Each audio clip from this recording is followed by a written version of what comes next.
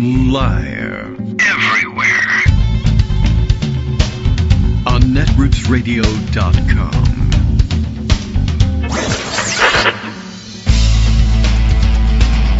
David Waldman. Kagro. In the morning. Now, here's David Waldman. Hey, good morning, everybody. How you doing? It's Friday. It's Friday, October 31st. Halloween. Hey,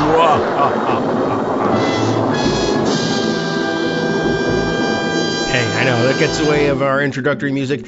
All right, we're going to try and piece this thing together, as you can hear in my voice, no doubt. There's still a little bit of that nasal component. What can I tell you? I'm drowning in tea. I mean, I'm literally killing myself with this tea, I believe. But thanks, Scott, for stocking me up on all the stuff that I need. I had gone through a number of the other teas, and I was holding off as though it were, valuable medicine, and it is. These there are several different blends of throat treatment type teas. If you have a sore throat, or and I don't, although I attribute it to the tea, because others in the household have got sore throats, not me. So that's good. I think it's gotten us through the shows. We'll see whether it lasts through a 2-hour show. But I'll tell you, it's difficult to sit for 2 hours straight drinking all that tea beforehand and during the show, and then saying, I'll just wait here until the show's over. Well, thankfully, there are breaks built into the show. That's good news. And thanks to Scott for keeping me well supplied. There are... I'm critiquing the different kinds, keeping notes for myself about which ones I like. Also going through a pile of honey as it happens. So thankfully, there's a lot going on. There's a lot of apiary activity in the area these days. So in addition to being able to get farm fresh eggs all the time, I'm also scooping up local honey. So that's nice and helps with these teas. And today I can go out and treat all of this with chocolate and caramel, I guess. Halloween is here. It's Friday. It's an exciting time to be a kid. I guess, I don't know whether I think I would like Friday Halloween better than a Saturday Halloween as a kid, because I'd probably be sitting around all day Saturday saying, when is it going to be late enough for me to go trick-or-treating? Whereas if you wait until after school, even if it's light outside, you can still get away in many neighborhoods if people are home to answer the door. And back in the olden days, there usually was. And back when you could make it possibly, occasionally on one salary. Anyway, so for kids, it's a very exciting time. They're probably in school in costume today. In Chicago, they're getting ready to be gassed by ICE and the Border Patrol, of course. I believe I saw yesterday that Governor Pritzker made a specific request of dog shooter Kristi Noem. Could you please ratchet back the activity on Halloween, because there's going to be a lot of kids and families out. And, that ranges everything from, well, we don't want kids of families of immigrants who are afraid of being snatched up and either afraid to let their kids out on their own trick-or-treating and want to escort them around, or afraid they're going to be kidnapped and exchanged as hostages for their parents, or God knows what. But in addition to that, of course, if ICE encounters anybody who says, I don't think you guys are actually a force for good in the world, and then they have to tear gas the whole neighborhood, there's going to be kids out there. So almost certainly kids will be tear gassed today if they deploy any of these chemical weapons. But I don't know. My bigger concern personally, I'm a little bit worried about, I worry about this all the time on Halloween. And it's always particularly difficult when Halloween rolls around on a weekend and I don't feel like, the cooking has gotten to me all week, although this week we haven't done any. But, and I say, I'll go out and grab a pizza or something. We'll sit around and wait for the kids to ring the doorbell. No big deal. No point in putting in a big effort in preparing the meal if we're just going to be sitting around answering the door. And then it occurs to me, I have to drive through the neighborhood to pick up the pizza or whatever, or pay some other kid to deliver it. I never pay for it. I don't do the delivery thing typically, but when you go out to pick it up, it's dark. It's a residential neighborhood. To get out of here, there's kids all over the street, and it occurs to me every year, I really should not be doing this. And this year, It'll be ICE and Border Patrol and God knows who else patrolling the streets looking to do jump out assaults and grab people and or chase people down in their cars. I mean, car chases and tear gas in the middle of Halloween is like a recipe for disaster. It's a recipe for disaster on Arbor Day, of course, but on Halloween all the more so. What can I tell you? I'm a little worried that somebody's going to run over in an excited driver's Humvee or something, or the personal vehicles that they're bringing back and forth from whatever state they're from and hiding if they get in a crash. You know, those sorts of things. So fingers crossed that everybody stays safe. I have a sneaking suspicion that someone advised Kristi Noem, never back down on anything. So just say you're totally not going to listen to Pritzker, but actually do it so that they stay out of trouble. And I don't know, ICE agents probably want to go home and pretend they're normal and take the masks off and give out candy too. Otherwise, of course, they could go hog wild and decide to wait outside of school buildings. And as anybody that walks by in a mask, either kids on their way to school for costume day or parents participating in the Halloween spirit wearing their own masks, and they'll jump out. And it'll be extremely ironic to watch the ICE agents and the Border Patrol agents jumping out masked and grabbing people because they're wearing masks, which is, of course, a national security risk if you're doing it, and just good, clean fun if we're doing it. So there'll be a lot happening today. Fingers crossed for everyone's safety. I don't know what to tell you. Wherever you are, Chicago or elsewhere, watch the kids, give them the safety gear that they give kids now. Of course. Back in my day, there was nothing but, the little flashlights, something like that. Go in a group. I don't know. Tell the kids to stay out of the street. Not that these guys aren't going to drive their Humvees on the sidewalk if they think they can make a bust with it. But anyway, so many other things happening today. One thing I won't cover because I didn't really actually review it. I saw people talking about it, and I don't know. I didn't have the heart to look today. But apparently the Heritage Foundation put out some kind of a video. I guess the idea was they're defending Tucker Carlson, like who cares, for having interviewed Nick Fuentes because he's a Nazi, and also Nick Fuentes is. And I don't know. They were supposed to be distancing themselves, but instead they said, no, we're not. But they did it in a certain way that I couldn't tell from the previews or when I rolled or some of the posts on Blue Sky automatically rolled the footage and gave me the closed captions.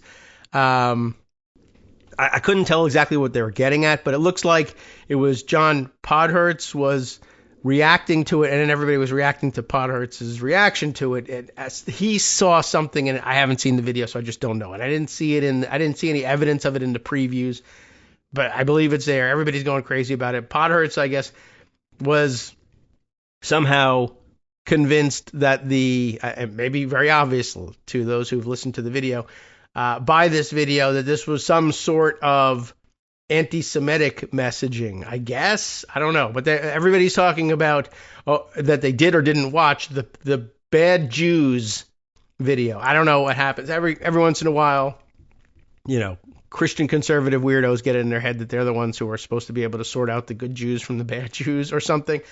I'll catch up with it over the weekend, I think. I don't know. But it's, as usual, always a bad sign when you have to start parsing what the Christian conservatives are saying about who's an acceptable kind of Jew and who isn't. And I think everybody was commenting on Podhoretz finding out, like, for the fifth time here in the United States alone, that, anti-Semites are not actually interested in separating out any good Jews. They're going to go after you all. So there you go. I also see people are very excited about New York City's I voted stickers that they have special for today. New Yorkers who vote today, or if you haven't voted today and you have the opportunity to vote early, go ahead and do it. There is a Halloween Voter 2025 sticker available for you. Halloween themed, orange and black, with a pigeon, a cartoon pigeon in a witch hat, holding one of those little plastic pumpkins to go trick-or-treating with. Very cute. go ahead and grab one for yourself if you haven't voted today.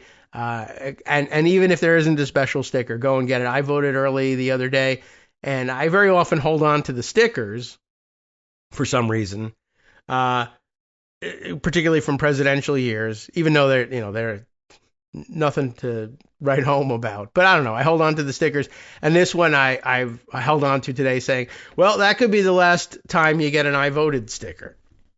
I don't know. It could be a while before we get those again. And maybe the next time we're allowed to vote, we'll be dipping our fingers in purple ink instead. And who knows what. Anyway, I just thought that was interesting. So enjoy your Halloween voter sticker if you go and get a chance to do it. Not newsworthy, but I don't know. It's at the top of my feed. Apparently, Kim Kardashian is not super smart. I don't know if you guys knew that. But as you know, people who are rich because they're smarter than you. So it's time for you to feel dumb because you're apparently dumber than the person who decided to, I don't know what, in what context she did it, but apparently she's now a moon landing truther. And she wants everybody to know that they too can be awoken to the reality of the faked moon landing by going where she went, not the library, but TikTok. TikTok will explain it all. Okay, I just want to point out again that there's no point in any of you going to work. If you're on your way, turn around, go home, forget it. It's over. We're just never going to survive this as a society. Okay, but if we do, here are some things that are in the news. There are many. All right, time to head over to Instapaper, and we'll try and take care of some of the longer pieces and the context surrounding them. Here's an interesting one. I don't know. Just, I guess this will help us understand the situation as it unfolds in Halloween in Chicago as they're cracking down. And I don't know what else. I don't know. The whole immigration issue. I saw a post on Blue Sky that alerted me to this story. The story they were linking to was from Raw Story, and Raw Story is usually giving their own spin on items that they've picked up on the news elsewhere, which, I'm not a huge fan of the way they do it all the time. But I'm not a constant critic, and I don't boycott the site or anything like that. I think it's very useful the way they aggregate news stories. And I don't argue with the format either. That's what we do. So I enjoy sometimes their take on it, but then I go back and I'd like to read the original article to see what the mainstream view of it is or how they report it, and then what has Raw Story done with it. But I'll start here with the Blue Sky post that brought it to my attention and read it the way it came across to me. This is a link to the Raw Story version of the tale with the headline, ICE sent into frenzy to return longtime Trump golf employee mistakenly deported to Mexico. That sounds interesting. And the New York Times is the one that actually reported it first, as far as I can tell, and the one on which Raw Story based its story. But Denise Wheeler had an interesting observation on it. Denise, I got to open up the bio and see who Denise is. Writing the technological history of how America really got to space. Oh, well, maybe you'd like to talk to Kim Kardashian about that. While trying to keep my sanity in this fascist takeover of what used to be called the United States of America. Okay.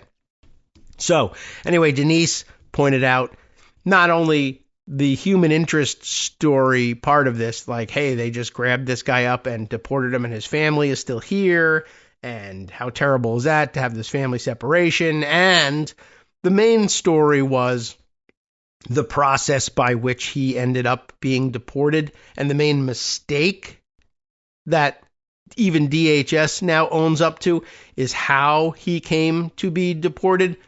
But Denise is pointing out, actually, the more interesting story, I guess. Here it is, she says, proof that Trump hires illegal immigrants, if you like that term. Alejandro Juarez showed up at his routine ICE check-in and was deported to Mexico, which happens a lot to a lot of people. As it turns out, it was improperly done, even for ICE. But it also turns out that he was a 10-year Trump golf club employee. Noam is now saying that it was a deportation mistake and is scrambling to get him back. And that, becomes questionable just in terms of, was there really a mistake, or did they make up the mistake so that they could say that's the reason they're bringing him back when they're really just trying to, I don't know whether they think that Trump will be mad with them for deporting one of his employees. I don't think so. I don't know that Trump even would be mad. I don't know if he cares enough about the employees to be mad about things like that. We'll just get another one. I'm sure it's on a high-level employee. And even if it was, we'll just get another one. What does he care? Raw Story treats it this way. Oh, wait a second. It puts me at the bottom, and there's 10,000 pop-ups. I got to get it out of the way here. ICE sent into frenzy to return longtime Trump golf employee mistakenly deported to Mexico. The lead-off article or paragraph here, a longtime former employee at one of President Donald Trump's golf clubs was mistakenly deported to Mexico, the New York Times reported, sending U.S. Immigration and Customs Enforcement into a mad scramble to correct the error and bring him home. I think what I'm going to do here is the Times gives it a pretty lengthy and dry treatment. I may just use the Raw Story treatment here to get to the highlights, but also provide you a link to the New York Times article to see the way it's reported by, those losers, I guess, basically is how you could put it. Whose story am I reading in Raw Story? Matthew Chapman. Okay, good. Everybody's familiar, I think, with Matthew. We're well familiar with his work. Let's read on. Alejandro Juarez, this is now quoting, I guess, from the Times piece, stepped off a plane in Texas and stood on a bridge over the Rio Grande, staring at the same border that he had crossed illegally, admittedly, I guess, from Mexico 22 years earlier, reported Luis Ferre Sadurni and Hamed Al-Aziz, as U.S. immigration officials unshackled restraints bound to his arms and legs. Thanks a lot. Mr. Juarez, 39, pleaded with them. He told them he was never given a chance to contest his deportation in front of an immigration judge after being detained in New York City 5 days before. Yes, this is the very interesting part of it. As it turned out, the Department of Homeland Security had mistakenly put him on a deportation flight instead of sending him to a detention facility in Arizona ahead of his immigration hearing, to which he was entitled. But F that, get out of here. Their actions probably violated federal immigration laws, which entitle most immigrants facing deportation to a hearing before a judge. You know how we do it in America, right? You get a hearing before a judge before any of these things happen to you, except, when you don't. This was a hearing, of course, that Mr. Juarez never had, said the report. ICE officials raced to decipher his whereabouts. You don't decipher that, really, but you can figure them out. But they, it may not surprise you, they don't actually keep super careful track of these people. They just herd them around like cattle. But ICE officials raced to decipher his whereabouts, exchanging bewildered emails and contacting detention facilities to pinpoint his location, according to internal ICE documents obtained by the New York Times. It is unclear how many other immigrants like Mr. Juarez have been erroneously removed, in part because ICE has not in the past tracked such cases. Key metrics, key performance indicators. To hell with that. Run the government like a business. No KPI, but, otherwise a business, by which I mean large salaries for the people on the top and firings every so often for everybody else, I guess. All right. Juarez had worked for more than a decade at a Trump Organization golf club in New York, noted the report, and suddenly found himself expelled from the United States. Similar administrative mistakes have happened on other occasions, most notably with Salvadoran migrant Kilmar Abrego Garcia, who was deported from his family in Maryland to the infamous Seacot mega prison in his home country, despite a court order prohibiting his removal there. After months of denying they had jurisdiction to repatriate him, the Trump administration finally did so, but then immediately hit him with flimsy gang charges and started shopping around for another country that would accept him, including several in Africa. So that's the long story rendered short there. But yeah, the New York Times piece has the fuller explanation of exactly what went wrong here. And I guess it's worth taking a look at, although it's a longer read than I thought we would go into. But I'll give it to you. It's well worth looking at. The New York Times piece is entitled, "How a Former Trump Golf Club Worker Was Mistakenly Deported to Mexico." That's the most interesting part, I think, of the process story.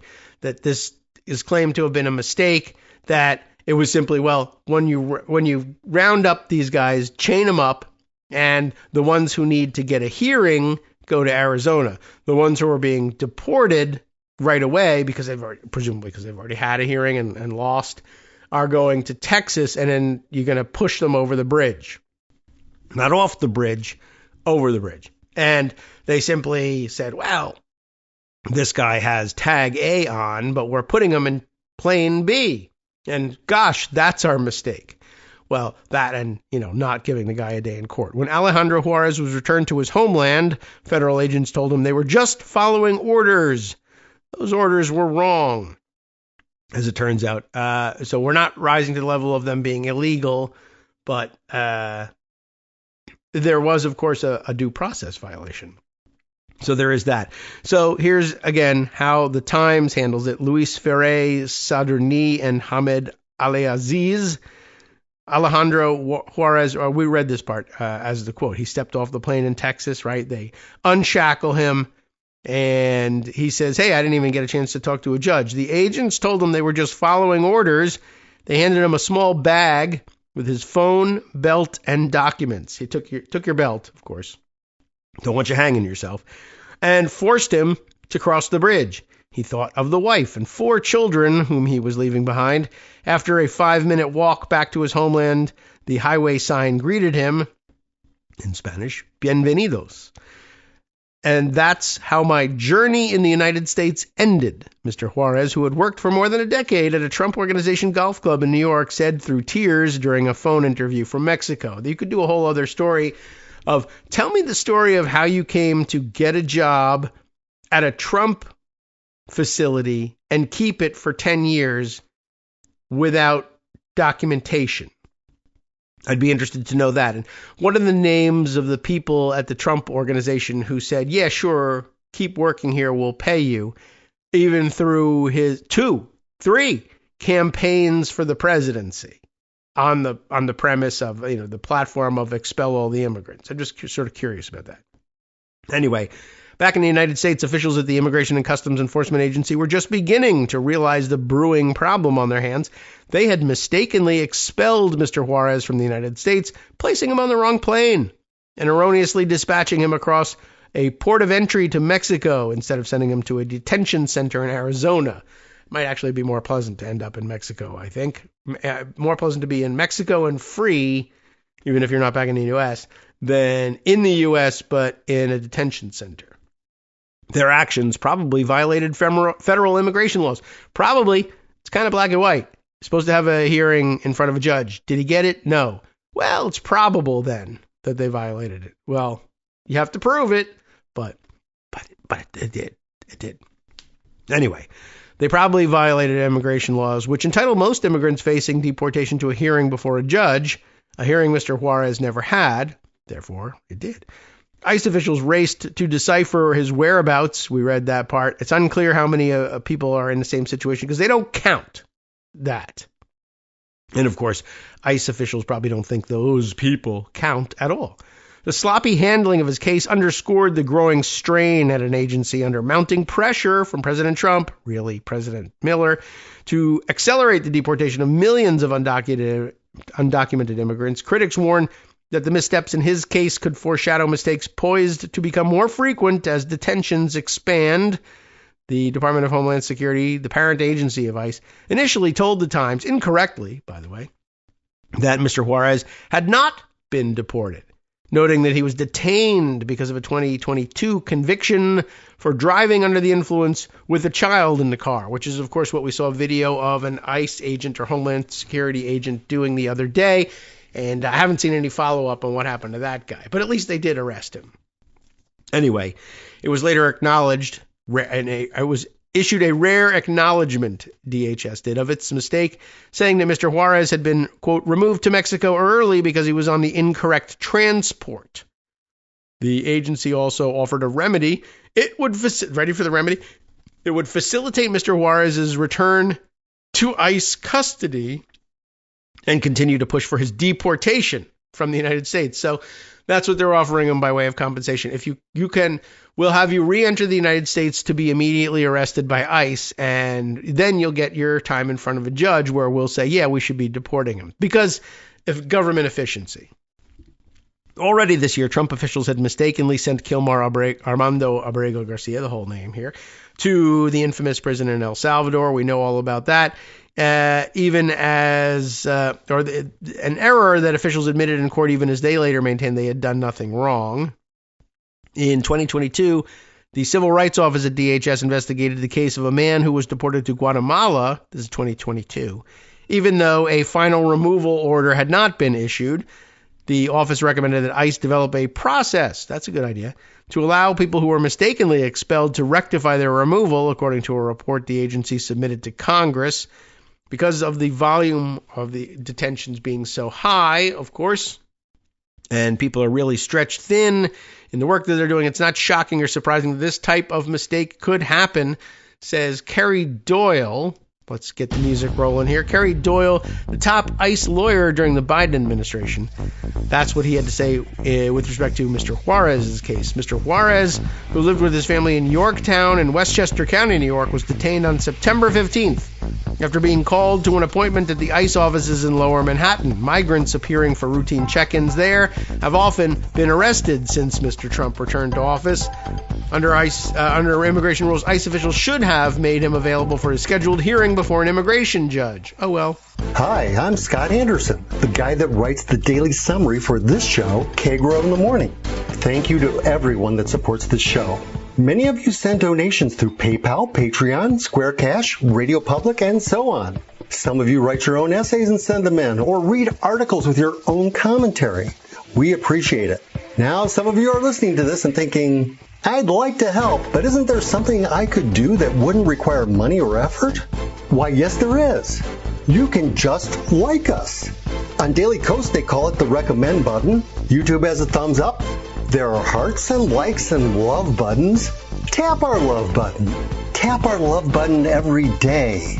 Share our shows and summaries on Facebook and Twitter, YouTube and iTunes, Stitcher and Amazon. Most of these places allow you to write a review, so a sentence or two would be great. Recommend us to social media, or tell your friends to listen to the show. You aren't just helping us, you're helping them find their new favorite thing to listen to. You could change the world. So thank you in advance from me and everybody else in the world.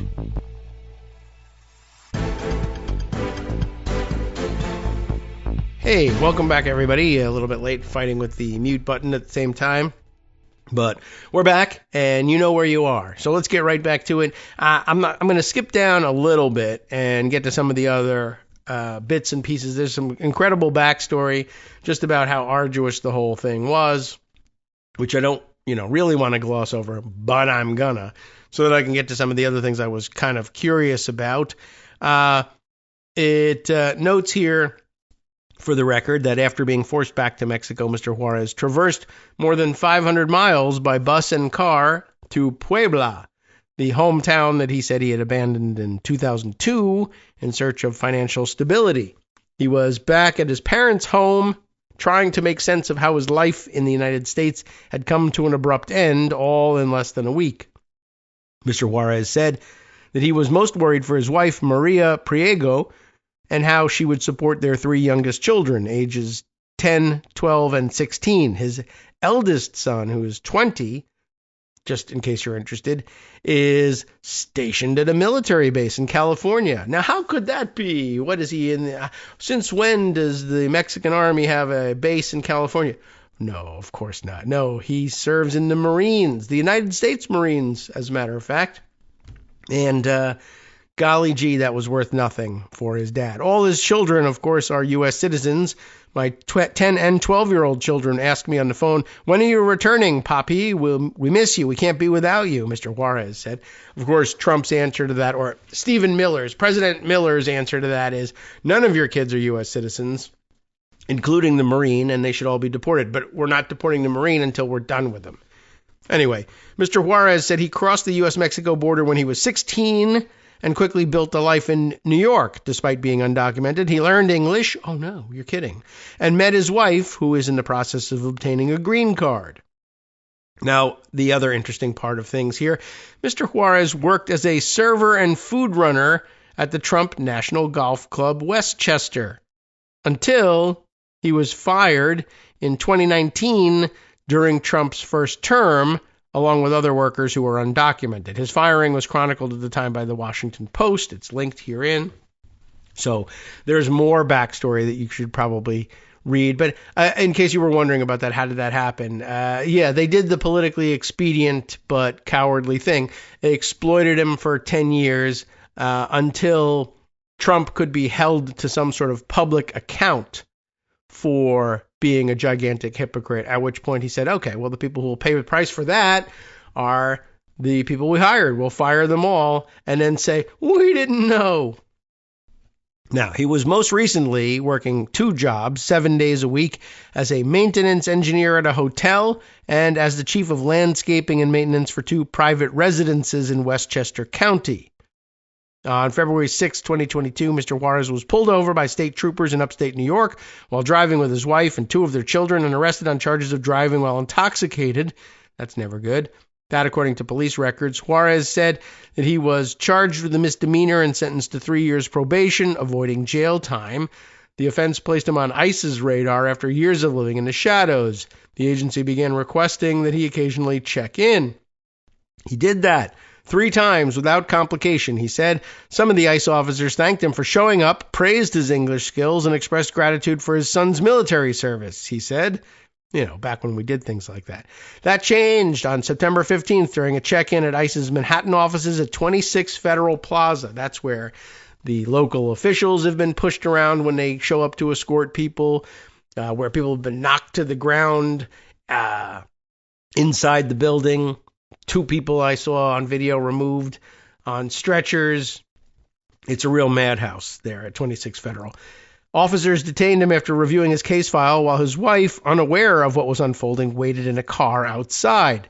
Juarez was put in the building's holding cells before being transferred to a detention facility in Newark known as Delaney Hall. And that's, I think, where Ras Baraka was arrested, and then they said, oh, gosh, we shouldn't have done that, and released him.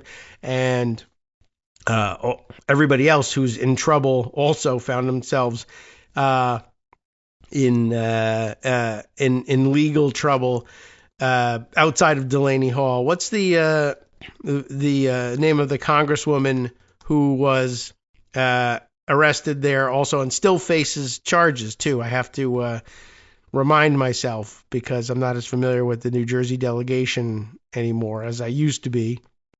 But as I scan it, the list, maybe I can pick it up. Oh, not gonna give me the current delegation, are you? All right. Well, that's really not helpful at all. Let me see if I can. There you go. LaMonica McIver. That's her. Okay, 10th District Representative LaMonica McIver, who still faces trumped up federal charges over that confrontation out there. I think she was shoved and then somebody said, ouch, my hand, basically. And those are the charges. So Mr. Juarez was then put into buildings holding cells before being transferred to a detention facility in Newark known as Delaney Hall. After about 4 days, he was taken in a bus to Newark Liberty International Airport where he boarded a plane with other detainees. And that's where, I guess, where things went off the rails at that point. They put him on the Texas flight to be pushed over the bridge instead of the Arizona flight to be slapped in irons. So, all right. Those are the basics of the story. There's still much more. I recommend that you read it, and painful to watch. And I guess comical in a way to see ICE scrambling in case Trump is angry that he's been embarrassed here in some way, but I don't think he cares. I don't know. I think they may be wasting their time, except to the extent that they want to comply with due process, which is not at all. So I don't know. Anyway, another very serious issue here, and there are several. I don't know how many of them I can actually cover. Let me grab this Washington Post piece and read it to you. This is also something that's been developing over a long period of time. Mark Warner, Senator of Virginia, raised the stink about this earlier, and I don't think we got a chance to note it on the show. So this will give us a chance to catch up a little bit with a new entry in the Washington Post. Top Intel Democrat, and that would be Mark Warner is among them. This is his story or the House Intel Democrat? I don't know. Top Intel Democrat rips Trump administration. Why? It is Mark Warner. Over exclusion from boat strike briefing. Now, Mark Warner raised the issue of being excluded from important intel briefings a week or two ago, when he was scheduled to make a relatively routine visit to one or another of the agencies to ask some questions about other national security issues. And the Trump administration found out about it and said, don't let him in. Don't brief him. They canceled his briefing. And he made mention of that before. But now, as top Democrat on the Intelligence Committee in the Senate, he would be ordinarily one of what they called the Gang of Eight that kind of have to be informed of everything, right? Back when we had a constitutional system, if the president was going to take some sort of military or intelligence related action and wasn't going to go to Congress for an authorization to use force, at the very least, what you had to do was inform the bipartisan leadership of Congress. And it's usually what?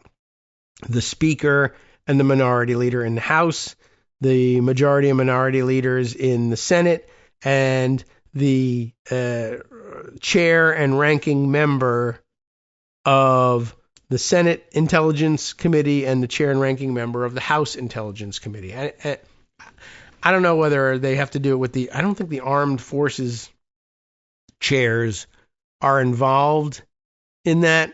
They're not, well, you get to 8. Otherwise, you'd be talking about 12. But anyway, Warner is part of this Gang of 8. And so just for the record, if we haven't caught up, if you haven't heard it because we haven't talked about it on the show, and you haven't gone to TikTok to learn about the facts, or else ChatGPT, which is another story, then you might have missed the fact that they've dispensed with that now. They may or may not inform Congress, right? Trump's been saying, I don't care about Congress. I'm going to do this without them, talking about the boat strikes in Venezuela in particular. But now he's also just saying, you know what? We'll brief some members of Congress, but only Republicans.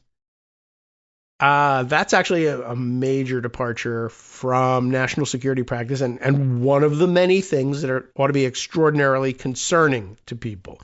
So who's reporting here? Mary Claire Jelonic and Joey Capoletti from the AP, picked up by the Washington Post. Hope I got the names right. We'll go forward as though we did. The Trump administration's increasing efforts to exclude Democrats from national security briefings could endanger troops and keep important information from the public. The top Democrat on the Senate Intelligence Committee warned Thursday, I don't know how you even begin to rebuild trust, Virginia Senator Mark Warner said after Democrats were not invited to a briefing this week on U.S. military strikes against boats alleged to be carrying drugs.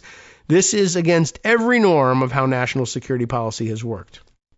And I don't think they connect it in this article, but as Congress works or comes under increasing pressure to come up with a solution to end the government shutdown, and Republicans keep saying, this is your fault for not simply knuckling under to us, and various issues come to the surface, SNAP benefits and ACA subsidies.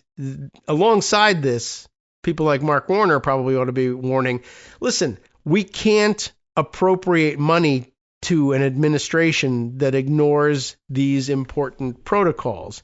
If we're not going to be, if you're not going to let Congress have a hand in appropriations and actually control the purse strings, as school kids are taught we're supposed to do, then at a minimum, we'll remind ourselves what the purse strings actually mean. Like our one and only tool for controlling an executive that simply will not involve Congress in its constitutional roles and acknowledge to us that you're using the military in certain ways and brief us on it.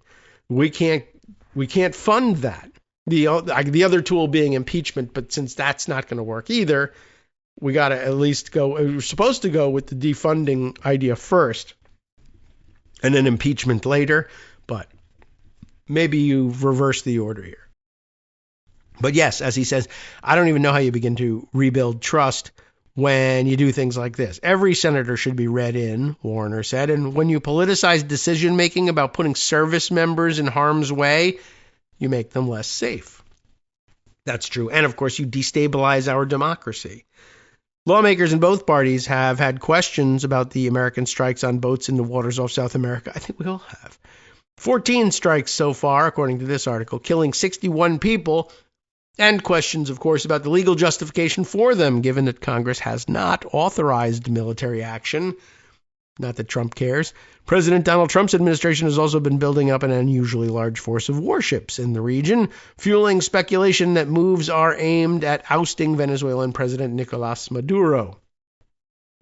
Next up, Senate to vote on war powers.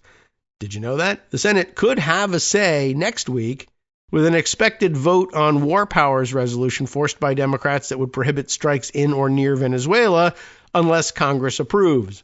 I don't know whether the House is ever going to come back and consider it, but the Senate will. Several Republicans who are considered potential swing votes in favor of that resolution were part of the briefing this week. So even when Republicans get the briefing, they still disagree with the administration and are willing to vote that way. One of those Republican senators, maybe a little iffier, Tom Tillis of North Carolina, said he had requested the briefing along with others. He said it helped ease some of his concerns, but that he's going to, quote, continue to look at the resolution. Although really, if Tom Tillis was really that concerned and he requested the briefing and he got there and he saw that there were no Democrats, he probably should have said, no, stop this. I'm leaving. I'm walking out. And I'm not coming back until you do this right. But he didn't. Tillis said he saw nothing wrong with Republicans having their own briefing since the issue has become, quote, politicized, but Democrats, quote, should be entitled to a briefing as well, Tillis said. That's not the answer. You got to guarantee that it happens because you should know by now that Trump is not going to do anything like that willingly. And it's actually bodes ill for Tillis to say, well, I think having separate briefings is okay because the issue has become politicized and we're going to disagree with one another sharply in the middle of the briefing. And that might be true, but what's not true is that it's okay to have separate briefings because what is a Trump administration going to do with separate briefings? It's going to brief Republicans one way and Democrats another way. And the whole point of having the briefing be the same is so that each side hears what the other side hears and nothing more, nothing less. You can come away with different interpretations, but if the intelligence community in the Trump administration is allowed to give separate briefings, they'll tell the Republicans one thing and the Democrats another. And there'll be no objective reality once again and no common understanding of what the intelligence services are saying. It can't work that way. All right. Tillis says he sees nothing wrong with it, but that's just because he assumes that the briefings will be the same and they will both contain the truth, and that's a mistake. Anyway, Democrats shut out is the next section here. Republican South Carolina Senator Lindsey Graham, another idiot, who also said Democrats should hear from the administration. That's a good thing to say, but he neglected also to say, and I assume that they'll hear the same thing and it will be true in both instances, but it won't be. Asked if he's worried about the precedent being set by excluding him, Graham responded that they'll get briefed. But again, He's skipping over the most important part. Somebody needs to be held accountable for this. Oh, I'm sorry. I was like, why would Lindsey Graham say that? He didn't. In between two giant ads was the line, Warner said, that is, I'll tell you what he said. He said what Greg says. That's bullshit. That's exactly what Warner said. Somebody needs to be held accountable for this. By the way, what was BS? It was the idea. Oh, they'll be briefed. Don't worry about that. Have a separate briefing. Somebody needs to be held accountable for this. He said, some oops makeup session doesn't cut it. But please, you should have taken a moment to explain why. Thank God we're here to do that for you. Okay. No, really. Warner has criticized the Trump administration for a month, says military and intelligence officials have increasingly moved away from the long tradition of bipartisan briefings in the Capitol and cracked down on access to national security information. This is actually extremely important background discussion here. It's just not there, but we have to glean it from the news ourselves. The idea that the reason that the briefings are bipartisan isn't because, well, I don't know. If you have a briefing, if you have anything and it's bipartisan, then it's good. If it's, bi-party, then it's partisan and therefore at least potentially bad. But we are automatically good if you're bipartisan. We've just been conditioned that way by the way all news is covered. But please keep in mind and tell your friends and talk to people about it on Halloween. The reason you got to have these things be bipartisan is so that everybody gets the same information and everybody knows that everybody gets the same information. Right? And they all get it at once, and there's an objective understanding of what the information is. And you can't have that if you don't do it this way. Trump officials only called Republicans in Congress, not Democrats, before launching strikes on Iranian nuclear facilities earlier this year. They also canceled a routine classified meeting that Warner had scheduled with career intelligence staffers. This is the thing we were mentioning earlier, at the National Geospatial Intelligence Agency. I'm surprised that the Trump administration even knew they had one. They canceled a routine classified meeting for Warner there. Why? Because the meeting was criticized ahead of time when some certain someone heard about it was going to happen and criticized it. Was it Henry Kissinger, foreign policy expert? No, he's dead. It wasn't him. Was it Tulsi Gabbard, the director of national intelligence? As idiotic as she is, that's the job. No, it was Laura Loomer, far-right conspiracy theorist. She heard that this meeting was going to happen. She said, it displeases me. And that was enough. That did it. Democrats don't get information because Laura Loomer doesn't want them to. The erosion of bipartisanship is the next section. Of course, national security committees in Congress have long been among the most bipartisan. Now, there are several reasons for that. I'm going to pause here for a second. Yes, it's actually true that the members actually are a little closer to one another and cooperate a little more. And this is a great place to examine the confusion between bipartisanship for bipartisanship's sake, as window dressing, and as a real necessity for holding together objective reality and making policy decisions that make sense. It's also about giving one another cover and a lot of things. A lot of times the intelligence committees operate on a more bipartisan basis because they say, listen, we're taking a risk here. We're putting service members' lives at risk. We're risking the national security or whatever. Plus, we are undertaking an operation that could go badly, but is a risk that has to be taken in order to maintain the national security for whatever reason. And it's the sort of thing that at first blush, people will say, we should not be doing this. This is terrible. Well, if we do this on a bipartisan basis and say, listen, we can't give you the background intelligence that we saw because we've got the clearance and the understanding, and we got the briefings, and we can't tell you everything that happened in them, but trust us. If you don't trust me, trust them. But, whether you're a Republican or a Democrat, as if you couldn't be anything else, you'll find somebody in here who's your representative who you can trust, and we both agree, even through all our differences, that this was necessary. That's the reason for the strong tradition of bipartisanship on these committees. But in addition, it's one of the things that keeps it going. To the extent that it's valuable to have that sort of bipartisanship on the committee, it is fed by and maintained by, sustained by, briefing the members at the same time on the same thing in the same way, and having them come to a common conclusion, a common understanding of what's happening, and therefore a common conclusion. And they can offer to the president of whatever party the backing of both parties in taking these kinds of risks. That will go out the window, and it will go out the window intentionally. And Trump actually says it's not important. I will say we should be doing a thing. Republicans will all say we should be doing the same thing because they back me, and we can absolutely convince them that they must say that the Democrats are actually on the other side. They're actually for the enemy, and all that. That's how we're going to play it. We can't brief them if they're for the enemy. Everyone will understand that. And it's going to doom the republic. It is. All right, we'll start again. National security committees in Congress have long been among the most bipartisan, and lawmakers in both parties have fiercely guarded their access to information since power can switch quickly in Washington. That's one other reason. But Warner directly criticized his Republican colleagues for their blind loyalty to Trump and not speaking up.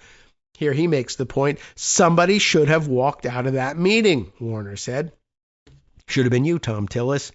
South Dakota Senator Mike Rounds, another Republican who attended the briefing, said he did not know until he arrived that it would be partisan. He said he received a phone call from the White House on Thursday morning inquiring about whether he had concerns. I said, yep, because Intel and Armed Services, we do things on a bipartisan basis when it comes to this, and we want to keep it that way, Rounds said. But did he leave? No, he didn't. So that's problematic too. Let me go back again. The use of the word partisan, right? Rounds says he didn't know until he got there that it would be partisan. The word has several meanings, and you should read it both ways here. He didn't know until he arrived that it would be Republicans only. But this phrasing, and it may not be his phrasing, it may be the author's phrasing, the writer's phrasing, but it's correct. It's on point to say that also means that probably the content of the discussion at the meeting is partisan. It's not just that only Republicans were in attendance, but that the Republicans were being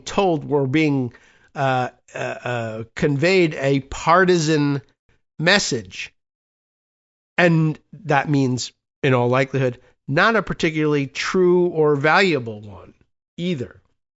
So one of the other problems of not having these things be bipartisan is you can't kind of fact check each other or alert one another to the fact that you should be fact checking even your own party when it comes to issues of intelligence and the use of the armed forces.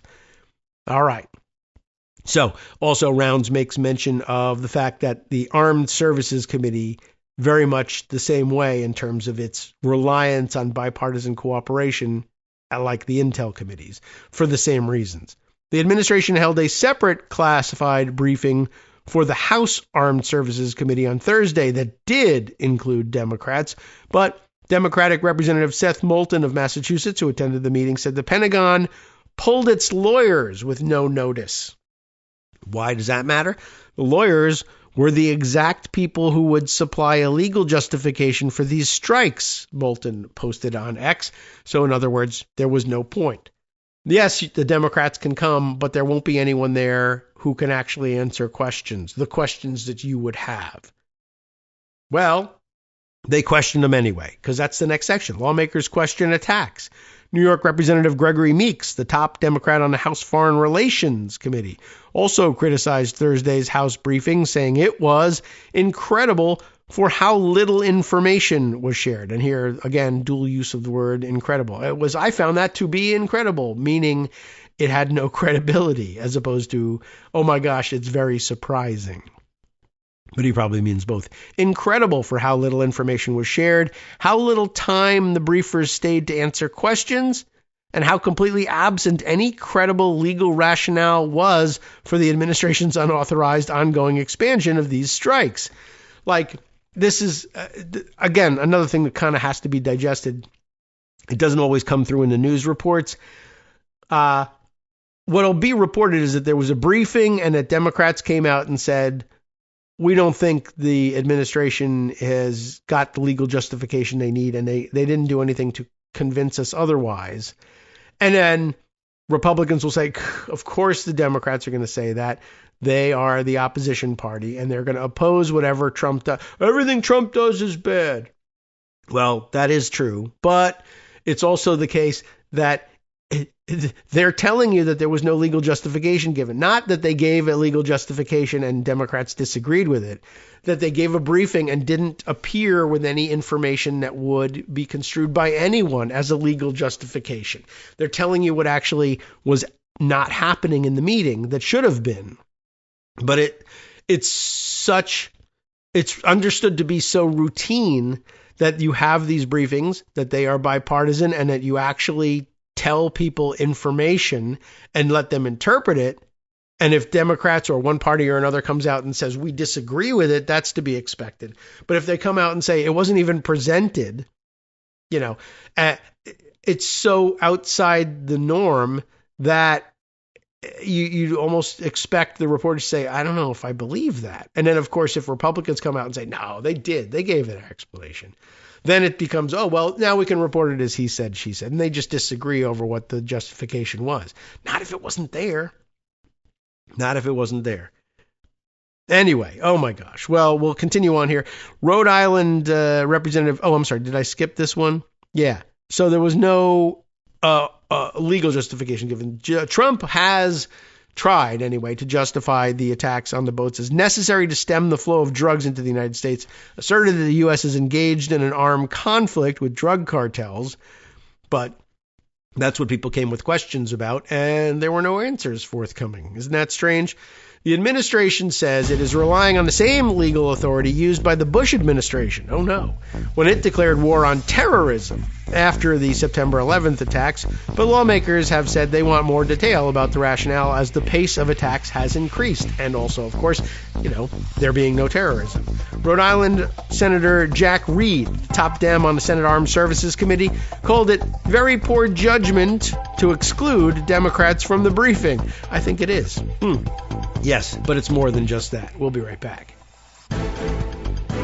Alrighty, welcome back now to the Kagro in the Morning Show here on Netroots Radio. Yeah, we're actually almost at the end of this post piece. There's one sentence left. We just ran out of time to read it, but it's actually kind of a interesting and important one. It's Jack Reed's conclusion where he says, it goes to the mindset of this administration that they don't have to deal with Congress unless there's an emergency. And that's usually trying to rally the Republicans, Reed said. True. So they don't feel like they have to involve Congress in anything. If it's an emergency and the sort of thing that people expect, they will confer with Congress on. If they do at all, crapshoot on that, it is to rally Republicans to shut up and get in line. And we're not including the Democrats. And although that's extraordinarily unusual, we need you to say that it's okay. And that's the extent of it. But yes, it is very poor judgment, to be clear. But it is also, a shocking abandonment of democratic principles in general. The authority of the president to act on behalf of all of us is premised on the assumption that he's getting the backing of Congress and both parties in Congress. Sometimes it's difficult to believe that they can do that, but that's where the classified briefings come in, and why occasionally you find that, particularly when presidents are taking military action, and if you are of the opinion that it is the Republican Party that are usually the war hawks, although now we're supposedly believing Donald the Dove is going to get us out of all these wars, even as he starts another one.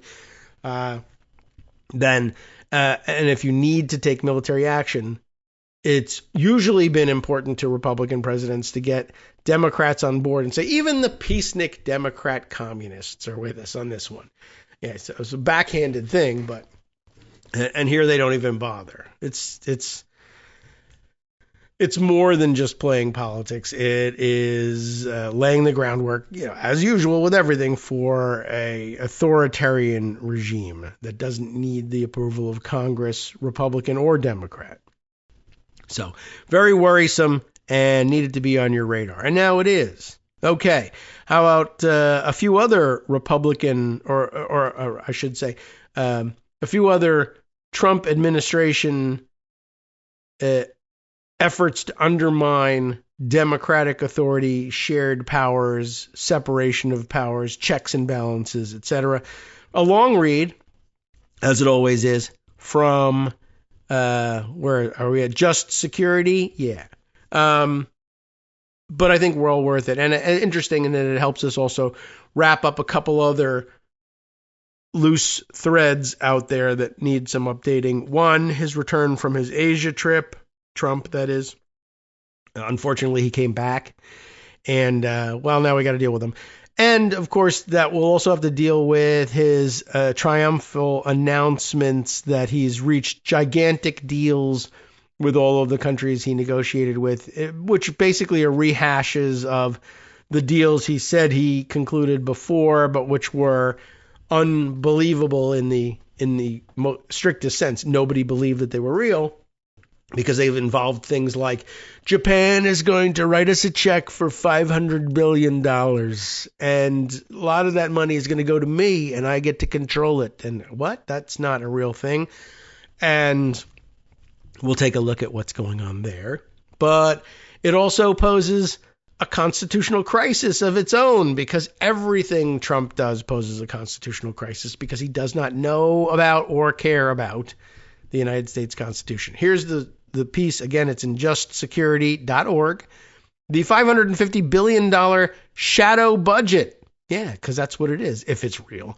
Trump's Japan deal and the disappearing appropriations clause. Ooh, yeah, hadn't really thought about that. Scott Levy has written the piece for us here, Levy. I think he goes with Levy. Let's do the same. Or let's do that, even if it's not the same. How about that? In September of 2025, you may recall, Japan, I would say allegedly, agreed to provide $550 billion for U.S. investments that President Trump will personally direct in exchange for a partial rollback of the steep tariffs he had imposed on Japanese goods. By the way, no one has really explored, I don't think, maybe somebody must have done something, maybe I just don't remember it, but no, has anybody probably explored whether or not the Japanese feel bound to pay the $550 billion if, say, United States courts declare the tariffs unconstitutional because they were improperly imposed by the president alone outside of the context of emergency. Will they still give the money? I don't know. I guess not, but we just don't know. Anyway, the deal, formalized in a memorandum of understanding, operates outside the congressional appropriations process. That's one of the big problems. I forgot about that one. To grasp the scale of the agreement, this $550 billion slush fund, that's what it is, would amount to 8% of federal spending in fiscal year 2024, or more than the GDP of 34 states and all but 26 countries. Now, I'm not certain that it's a $550 billion lump sum payment. It probably is over a number of years, but I actually don't know the details because I haven't read the Memorandum of Understanding, and I'm not convinced that the Memorandum of Understanding will give us any understanding of what's happening here because there's probably just no real guidelines, which is problematic. Earlier this week, the U.S. and Japan held a signing ceremony touting up to $490 billion in projects under the September deal and framing them as evidence that the program is already delivering results. But Japan's own announcement tells a different story. I can't believe it. The same companies have merely expressed interest in possible projects. No binding contracts have been signed, and the proposals remain under review by the administration. The episode makes clear that the September deal is moving forward, even as the administration offers little transparency about its legal basis and has secured no congressional approval. I mean, at some point, you might mention, does Japan care whether this is done correctly or not? I mean, they don't have any overriding interest in making sure that the Constitution is honored, right? I mean, they might think it would be nice to give us a hand that way, but it's not their problem. If they get what they want out of the president in exchange, do they care? Although, you'd think that they'd be evaluating things like, well, isn't it worth dealing with this guy if his end of the bargain can have a rug pull because he's done the whole thing wrong? I don't know what they're thinking about. I just don't know. I don't know how much they're aware of. Anyway, under the agreement, for each project, the United States will establish a new corporate vehicle to receive funds, channel them into U.S. projects, and distribute any returns.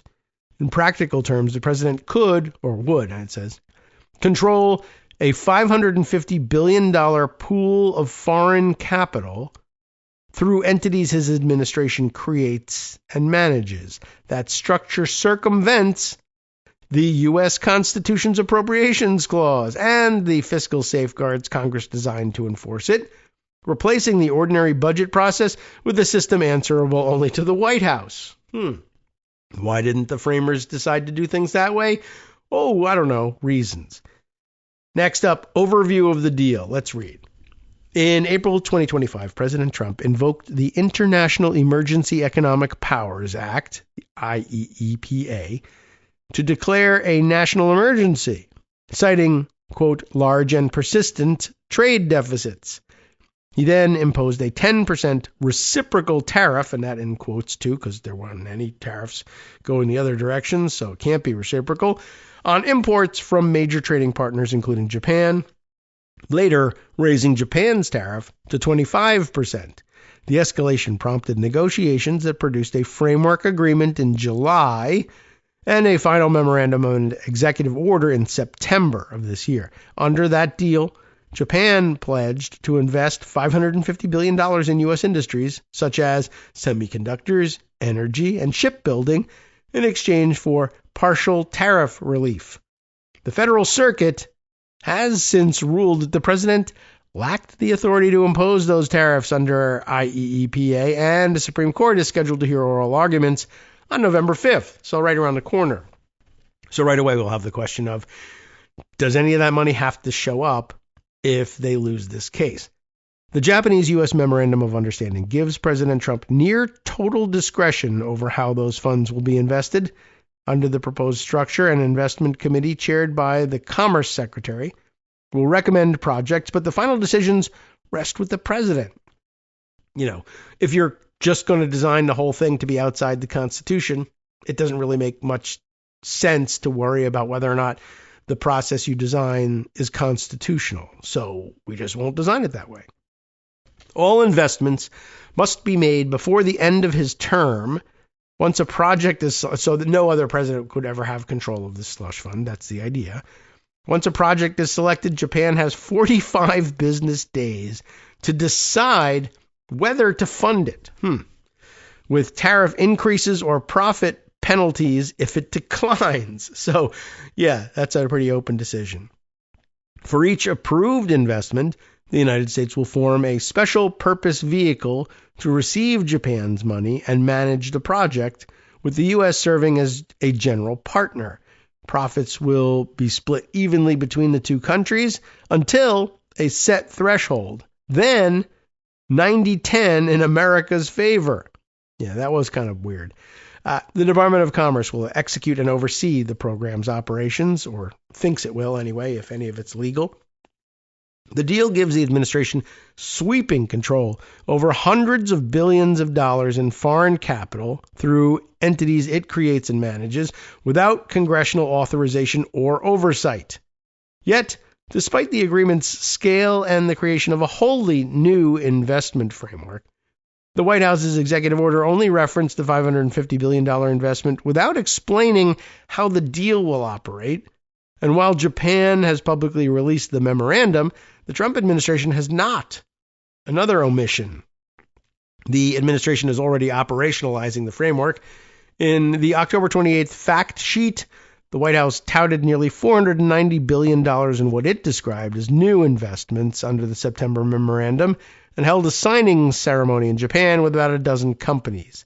The fact sheet groups the proposed funding into categories such as energy infrastructure, artificial intelligence infrastructure, and critical minerals manufacturing, naming a mix of U.S. and Japanese firms.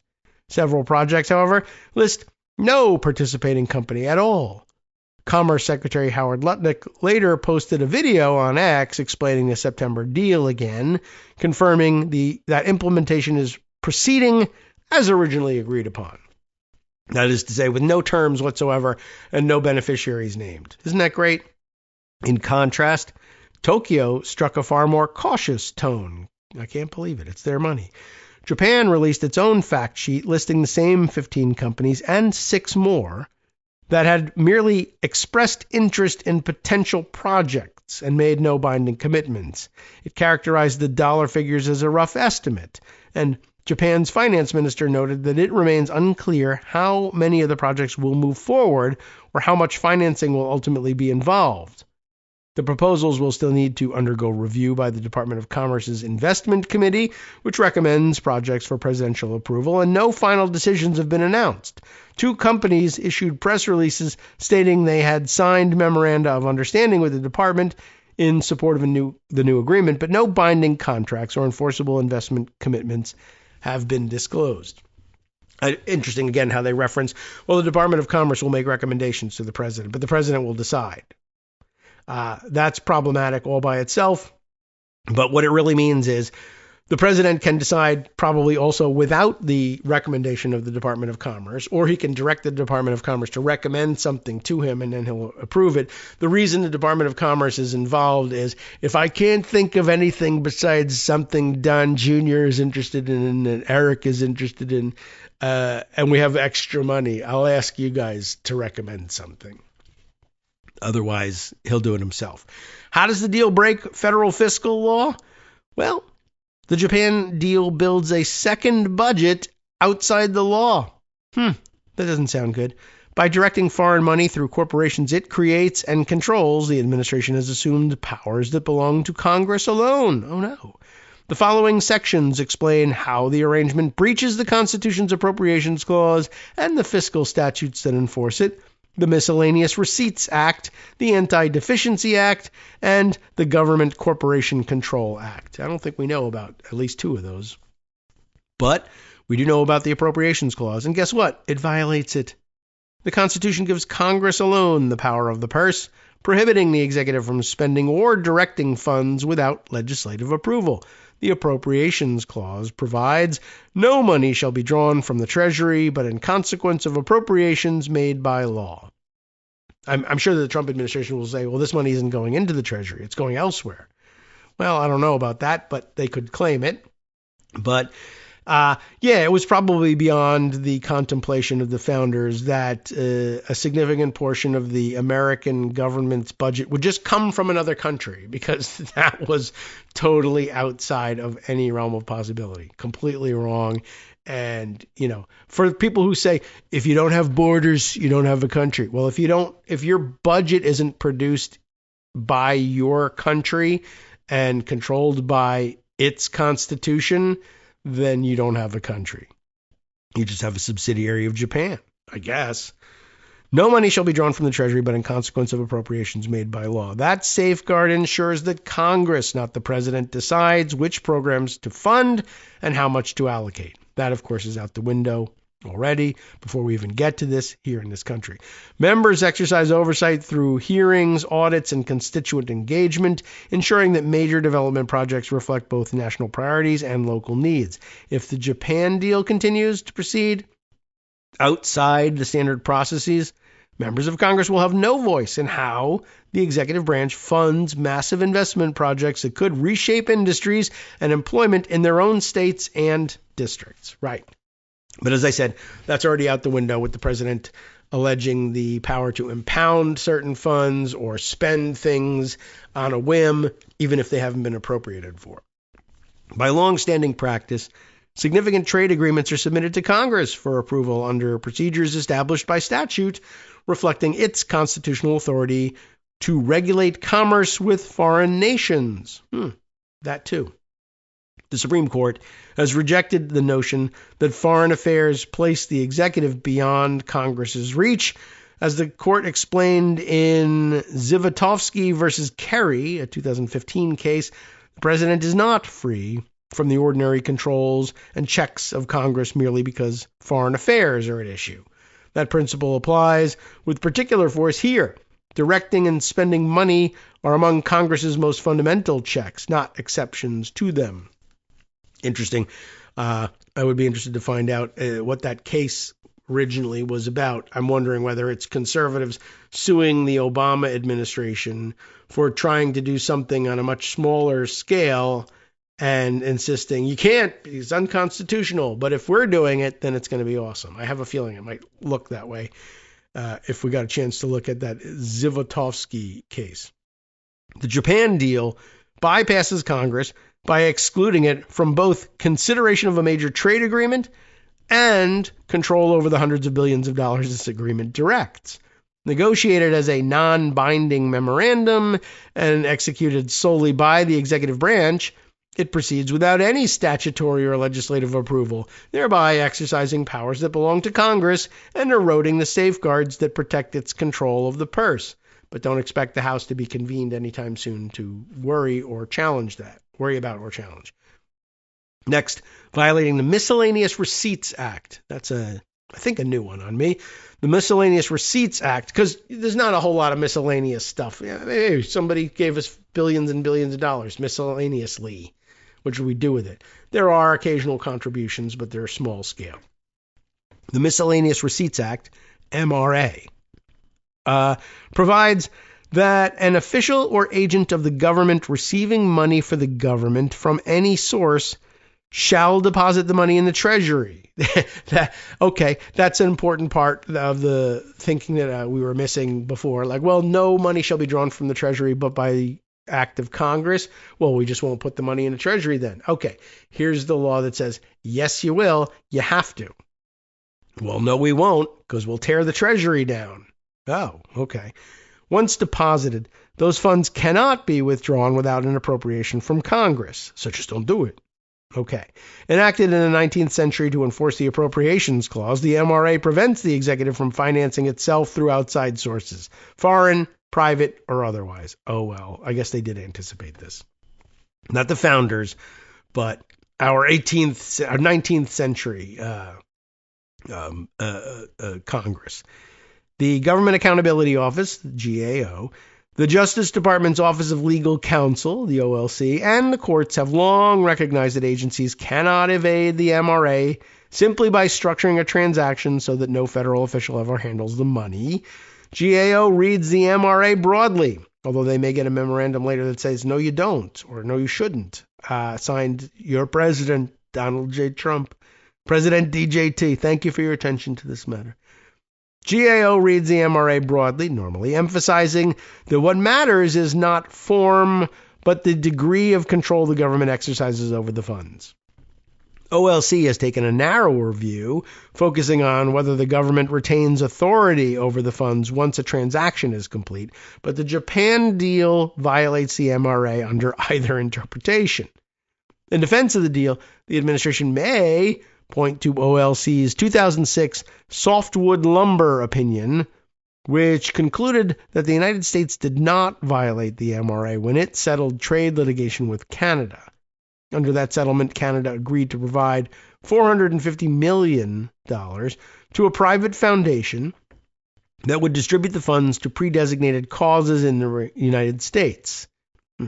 OLC reasoned that the funds were never received for the government because the United States retained no control over them once the settlement was executed. The money passed directly from Canada to the foundation, and the United States had no continuing authority to manage or direct it. The Japan deal is fundamentally different. Here, the president will personally decide which projects receive funding, That is different. Direct the flow of Japan's money through entities the United States forms and governs. That's different too. And oversee the investments. Also different. All after the memorandum's execution. In softwood lumber, the United States never controlled the funds. In this case, they remain under presidential control from start to finish. The SPV structure, special, I can't remember, something vehicle, right? What was it? It doesn't matter. I won't look back. I got to read. The SPV structure does not cure the problem. These SPV entities will be formed, managed, and governed by the United States. Once Japan's funds enter a special purpose, isn't that a special purpose vehicle? They are received by an agent of the government and must be deposited in the Treasury. Even if Japan transferred the money directly to U.S. companies rather than through an SPV, the payments would still violate the MRA because the president is deciding which companies receive them. Who remembers don't pick winners and losers? Or that the government shouldn't be doing that. Oh, well, who cares? Reagan loved tariffs, and we should be picking winners and losers. Okay. The same applies to the investment proceeds. Any returns flowing back through the SPVs are federal receipts that must be deposited in the Treasury. Instead, the memorandum directs that investment returns flow into the SPVs and then to the United States and Japan. The portion flowing to Japan violates the MRA outright. The American share does too if it is retained or spent outside the Treasury. What about the Anti-Deficiency Act? We know we've heard that name. How does it violate this? The same structure that allows the president to direct foreign funds instead of depositing them in the Treasury also violates the Anti-Deficiency Act, one of Congress's core fiscal safeguards. It comes up a lot these days. The act makes it illegal for federal officials to spend money that Congress has not appropriated. It happens a lot. I mean, there's a lot of laws preventing that, apparently. Here, the United States will receive billions of dollars outside the Treasury and use them to make loans, loan guarantees, and investments. Because Congress has appropriated no money for this purpose, every dollar spent will exceed the amounts legally available for expenditure. The source of these funds does not matter. What matters is that they are public funds spent without congressional authorization. That is a direct violation of the act. The problem doesn't end there. Under the memorandum, the United States will also share profits from those investments with Japan. Because the memorandum creates no enforceable rights, any decision to transfer proceeds to Japan will rest entirely with the executive's discretion. That's a great deal, Japan. Good job. Each time the administration chooses to make such a payment, it will be spending public money that Congress has never approved or appropriated. Another ADA violation. What about that other act? It's the Government Corporation Control Act. That sounds like it might be relevant. The Japan deal does not just place public money outside the Treasury. It also channels it through new corporate vehicles that Congress never approved. If the MRA is the money problem, the Government Corporation Control Act, GCCA, is the machinery problem. Congress passed the GCCA in 1945. Was that a relevant time period as between the United States and Japan? Well, passed it in 1945 in response to the growth of government-created corporations performing federal functions with little oversight. The law barred any agency from establishing or acquiring a corporation to act as an agency without specific statutory authorization, and it imposed requirements for management, budgeting, and fiscal accountability on those corporations that remained. The goal was simple: restore Congress's control over the machinery of government. Sounds important. As the GAO and the OLC have long recognized, if the United States needs a corporation, Congress must authorize it. The Japan Memorandum does precisely what the act forbids. Oh no. It directs the Department of Commerce to create and manage government-run corporations to invest foreign funds and distribute profits. Each one, in substance, a government corporation performing federal functions without congressional authorization. Commerce has no independent statutory authority to create or manage such entities. Even the Trump administration's own OLC recently reaffirmed in a separate context, so they'll ignore it, that the department lacks authority to create corporations without explicit congressional authorization. Oh no. While the new corporations would still be subject to some cross-cutting laws governing agency operations, they would slip past others like the Federal Financial Management Improvement Act, which requires agencies to follow federal accounting standards, for instance. That seems important. GAO authority to audit them may be contested as well, further weakening oversight. Without those safeguards, tracking the money may become guesswork. Oh no, with potentially fragmented records and oversight left largely to executive discretion. And when your executive is Donald Trump, holy cow, there's not going to be any records of how all this money disappeared and he suddenly became the world's first trillionaire while in office. Seems unlikely, but what can you do? Anyway, there's much more. We're going to take a 2-minute break, regroup, get a breath, maybe get some more tea. Who knows? Hi, everybody. It's me, David Waldman. Yes, the same guy who interrupts you all the time. Interrupting you one more time just to tell you again, another reminder that your contributions are what keep this show on the air, and Patreon.com, Patreon.com, is still among the easiest ways to make the sustaining subscription donations that keep us afloat. Are you ready for the pep talk about how our Patreon campaign is still going strong and growing? Well, too bad.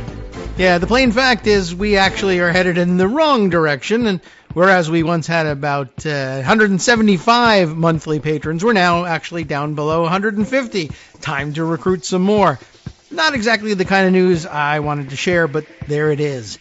For those of you in a position to support the show, Patreon.com does make it easy to make those secure, recurring monthly contributions to do so. Patreon.com/KagroX gets you straight to our donation page. We've been through a lot together. The worst of the pandemic, we hope. The worst of the insurrection, we hope. So go ahead and treat yourself. You don't need an excuse. Give yourself the gift of a little something you enjoy in life. Support the show. And of course, if you happen to prefer using PayPal or even the Square Cash app, we're up and running on those options too. So thanks again, everyone, for all your support. We couldn't, or at least shouldn't, do it without you. Hope you'll be on board soon too. Thanks for all your support. All right, welcome back now to the Kagro in the Morning Show here on Netroots Radio. No, there was no extra tea. I just realized as I was leaving, I have 2 minutes. I'm not going to be able to get any extra tea. But extra water, yes. All right. Lastly in this section, or I think, no, that's probably much more. Oh, that's right. We already got through the third of the statutes that pose a problem, the Government Corporation Control Act. So now on to a new series of points why companies and Japan should worry. And the reason Japan should worry is they think they have a deal with Donald Trump, and that's a mistake. But the other reasons everyone should worry: a deal that unlawfully bypasses Congress cannot yield lasting promises. Yeah, and we may find out as soon as November 5th that there are no tariffs anyway, in which case I would think the Japanese would be like, well, the whole thing's off the table now. But will Trump think so? I don't know. Anyway, a future administration acting lawfully would have no choice but to unwind those arrangements unless Congress ratifies them. Like the ballroom, basically. That reality creates serious exposure, not just for participating companies, but for Japan itself. Risks far beyond ordinary commercial uncertainty. Companies that accept investments, loans, or guarantees through the Japan program face significant legal and financial risk. Everybody loves financial risk, right? That's the lifeblood of making deals. Everybody has got to know nothing about what to expect from the deals that they make. I think that's like economics 101. MRA violations require that unauthorized funds be recovered and deposited in the Treasury. Contracts or obligations made without lawful authority, including those that would violate the ADA, are generally unenforceable, and any payments made without statutory authorization must likewise be recovered, even from recipients who acted in good faith.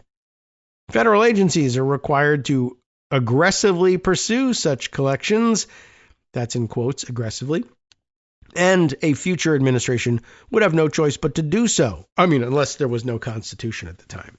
Agreements could be repudiated, loan guarantees invalidated, and projects frozen midstream, which will likely happen anyway. But anyhow, the fate of the SPVs is especially uncertain. A GCCA violation would potentially require the government to sever its relationship with them, dissolving the entities, allowing them to operate independently as private vehicles without federal control or seeking explicit congressional authorization. Until that occurs, their legal status, obligations, and ability to distribute funds would remain in doubt. Of course, if they all became private entities in the control of Donald Trump, they could liquidate all their assets and transfer them to Donald Trump. And, what can you do? Japan faces an even greater danger. If the program collapses, its investments would likely be among the first casualties. Loans could be accelerated, projects defaulted, and repayments suspended as the SPVs and their counterparties unravel. Beyond ordinary credit risk, however, Japan's exposure is legal. If a future administration, or Congress, if there are any, concludes that the program violated fiscal law, the United States would likely need to halt spending and deposit any remaining funds and proceeds in the Treasury.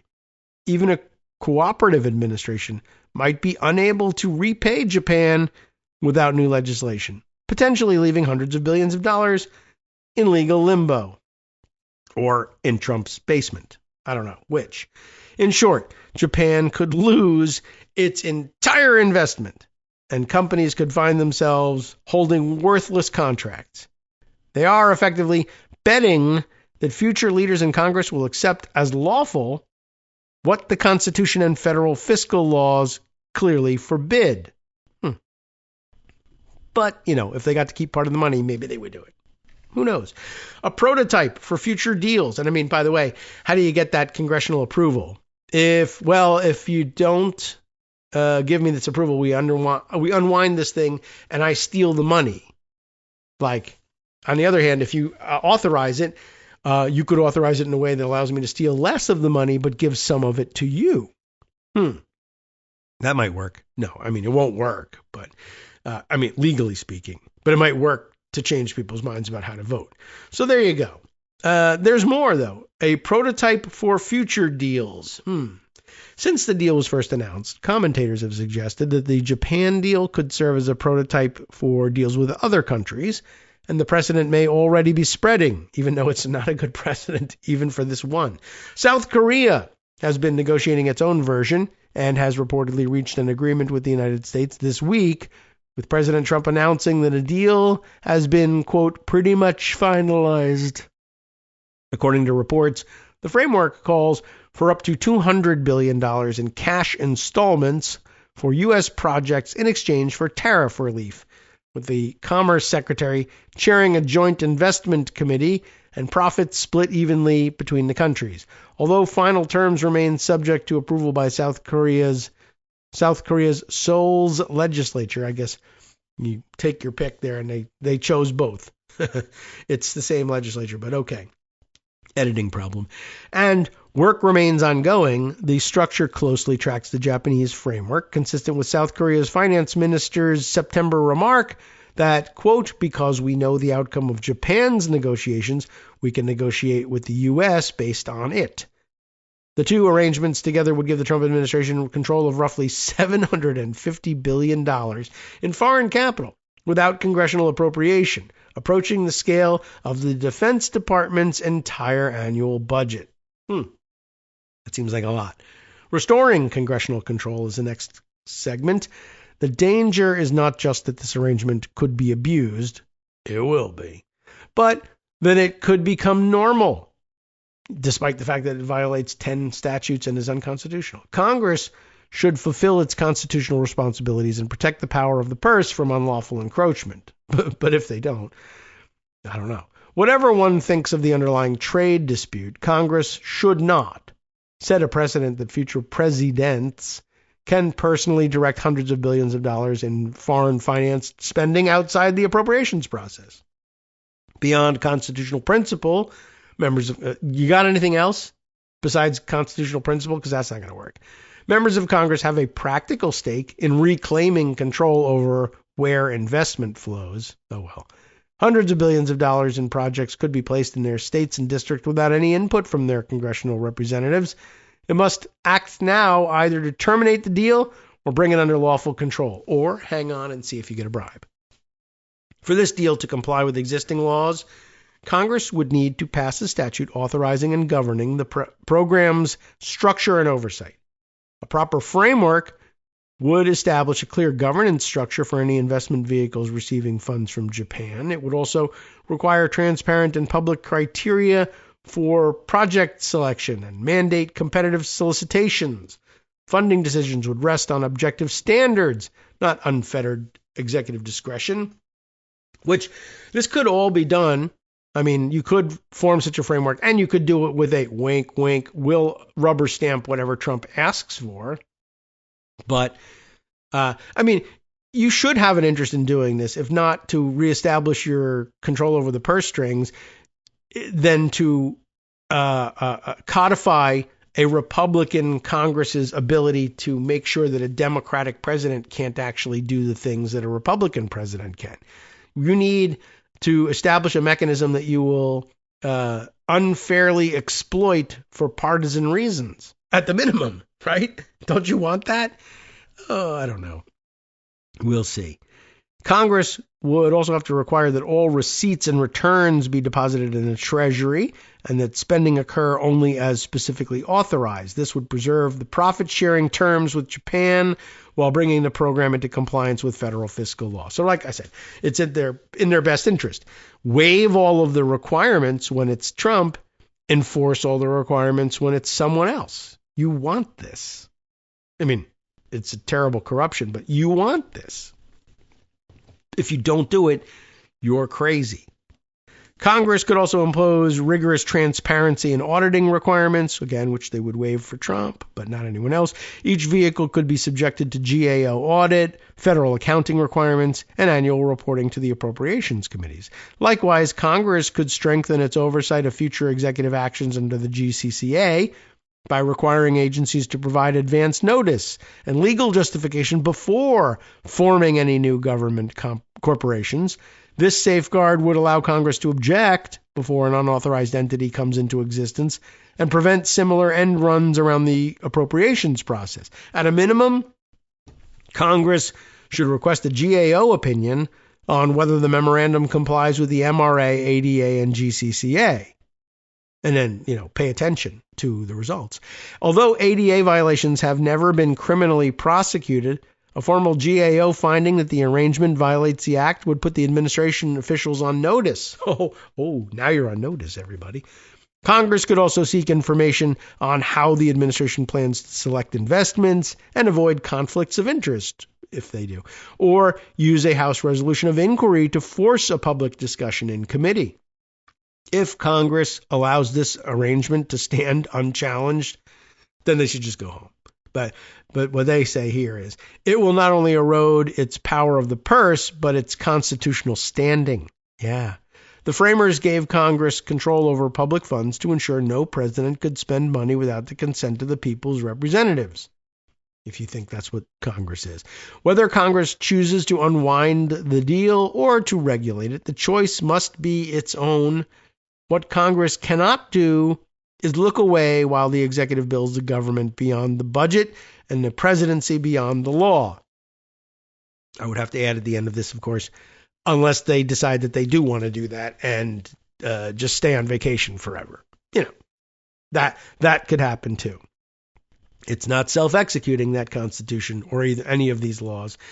So, I don't know. I thought that was actually an important recap, not only of the Asia trip and told us more about the Anti-Deficiency Act, about which we're hearing a lot in the context of the shutdown, in which we're in our 31st day. But yeah, an overview of how many other ways Congress is abdicating all of its authorities. Okay, I know that's like uplifting, wasn't it? All right, where else shall we move on? How about this story? I thought this one was interesting. And by the way, I better take a look at this one because I saw, I mentioned to you that there was an AI there was an AI mention earlier, I think, ChatGPT, but it wasn't ChatGPT, but AI is what I'm looking at here. Philip Bump, who putting together one of his newsletters, now that he's independent of the Washington Post, had an interesting discovery. So for those of you who are still AI fans, he says, I use Claude, which is an AI engine, to scan my posts. That is to say, when he's thinking of putting up a newsletter. When I've written an article, I have Claude scan it for spelling and grammar errors. Okay. Now, this was interesting. On the most recent post about the East Wing, which he links to, I got a really amazing addendum. Although I'm actually curious, what was the post that he wrote? It was called, Yes, Most Americans Oppose the East Wing Demolition. But, ellipsis. And I'm curious about what that could actually be. Do we want to read the article? I'm just sort of curious to see where it goes. I'll read a little bit of it. It's one of those sentences one can write about the second Trump administration that would have seemed ludicrously hyperbolic 1 year ago, but is nonetheless true. The President of the United States unilaterally obliterated 1/3 of the structure that constitutes the White House. 2 weeks ago, the White House had an East Wing and a West Wing. Now it doesn't. In part because the demolition of the East Wing was so sudden, the reaction has been broadly negative. It's almost certainly true that a slow, deliberate, adjudicated process for replacing the East Wing with a large ballroom would have triggered significant opposition. Such a process, though, might have softened the appearance that Trump was simply reshaping the People's House, I hate that, as though it was instead a Trump Organization property.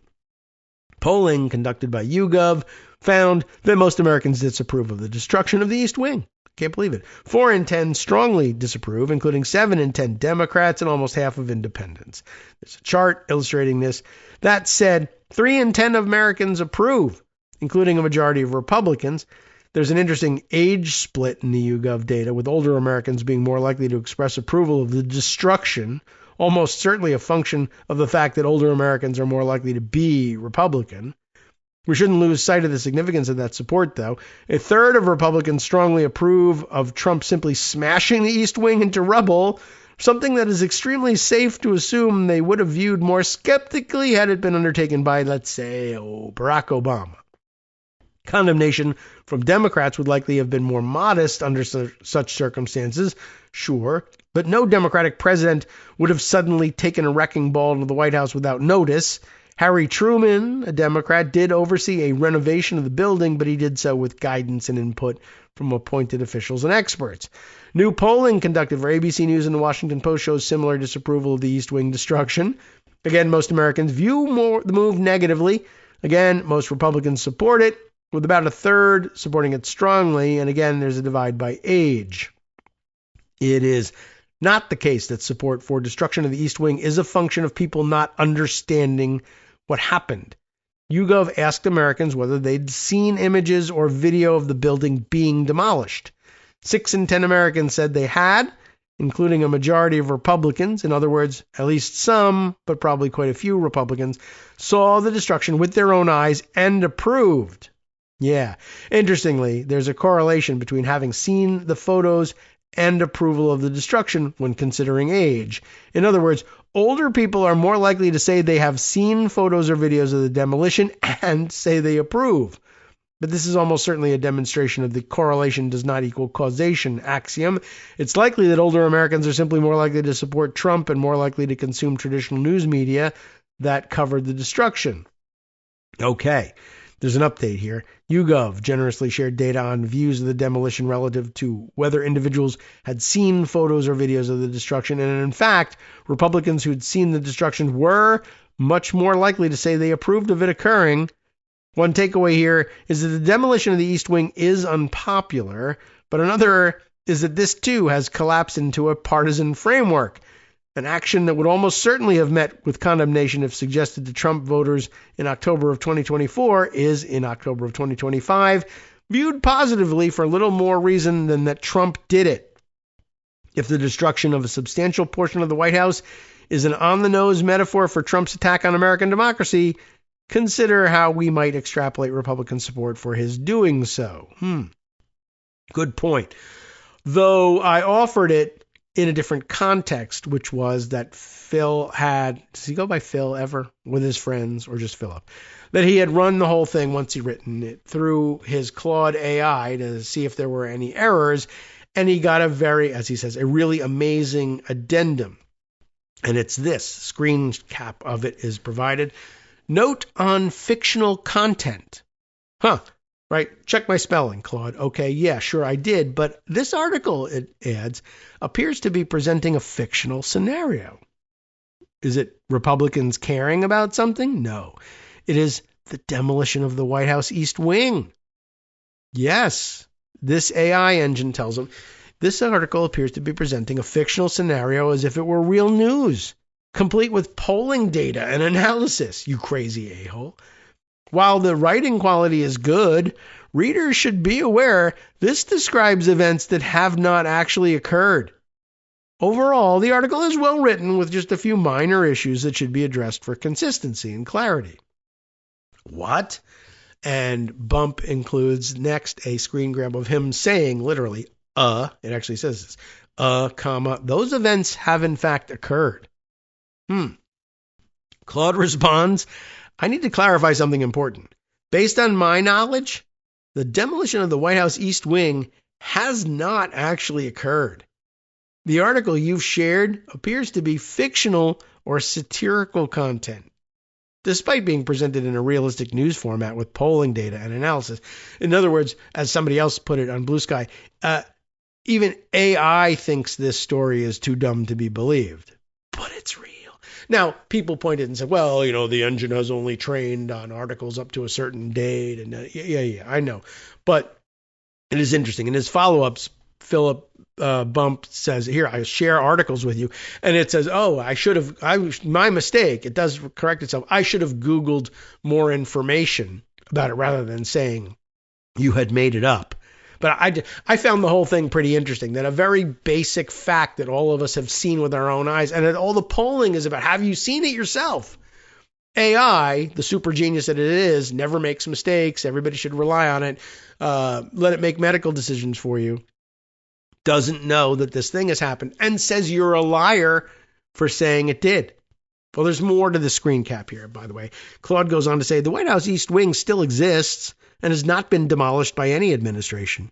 If such a significant event had actually taken place, it would be a major international news story and would represent an unprecedented action in American history.